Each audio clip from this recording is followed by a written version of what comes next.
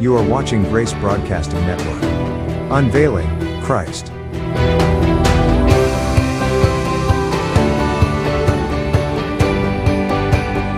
Better arrangements. Amen. I want us to go to the book of 2 Corinthians. The book of 2 Corinthians. Chapter 2. And I want to take very few minutes to speak to you on, or rather concerning, the spirit of rejection. These are some of the demonic forces that curtail, delay, or even disorganize the life of anyone who is marked for a great destiny. Amen? And you're not the first one. The spirit of rejection is one of the spirits Satan wants to introduce to you when you are still very young, because he knows it can deform you.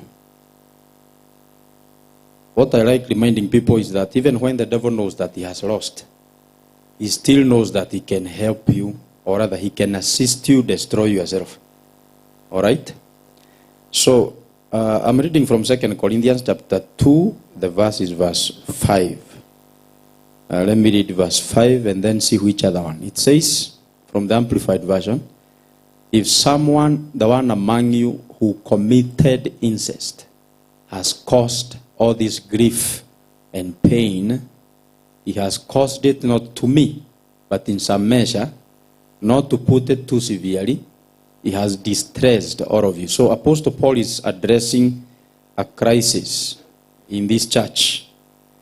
A crisis whereby one of the leaders, I want to believe he was one of the leaders. If he was just a member somewhere in the corner of the church, I don't think Apostle would take time to write a letter. Because mostly the sins of the members don't cause a lot of impact to the running of the church. All right? It is not like it is justified, but it doesn't have the weight to disrupt the leadership of the church. So Apostle Paul was taking time to address this issue because the person in question here must have been one of the leaders in the church. And so he knew this is left unchecked, it is going to trickle down to the people that are following the leadership of that church. So that's why he's taking time to correct the error there. There was one of the leader brothers there who had taken to himself a concubine of his own father. So he was committing incest in that understanding, all right? Amen?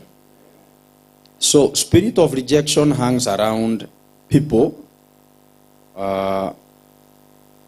when there are mistakes, so that the people that are going now to take action in judging that mistake, if they don't get careful, they push it too far. You know, everybody here, at some point, you are going to find yourself in a mistake or even in a sin, all right? Now, when you are there, the way you handle it yourself or the way the people concerned handle you, it may make you or break you, all right? So if you forgive anyone anything, Apostle Paul says, or rather, verse 5, distressed all of you, verse 6. So he says, verse 6, quickly, for such a one, this censure by the majority. So he gives the directive, the church needs to censure this brother. They need to come up together and handle his sinful situation. By the majority, which he has received is sufficient. So Apostle Paul, his second letter now, excommunication should not be furthered beyond that point. They should think of reinstating that brother, all right? It is for such a one, this censure by the majority which he has received is sufficient punishment. Verse 7.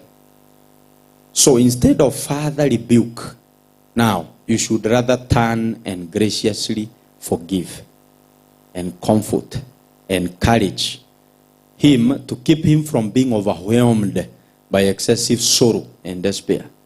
So a person in this kind of condition is a weak person spiritually. When you are overcome and overwhelmed by your sorrow and despair because of the regret of some of the mistakes, that have occurred in your life. And you must always be very balanced. Even when there is a mistake, you should also learn even how far, even as a person, you should punish yourself. Leave alone other people punishing you. You should also be cautious that you don't over-punish yourself. In your pursuit of holiness, you might damage you. Or rather now you develop a personality whereby the Bible calls it over-righteous. I shared something on my Facebook page the other day. The writer of Ecclesiastes says that do not be overly righteous and don't be overly wicked. Then he said, why destroy yourself? Overly righteous means you're always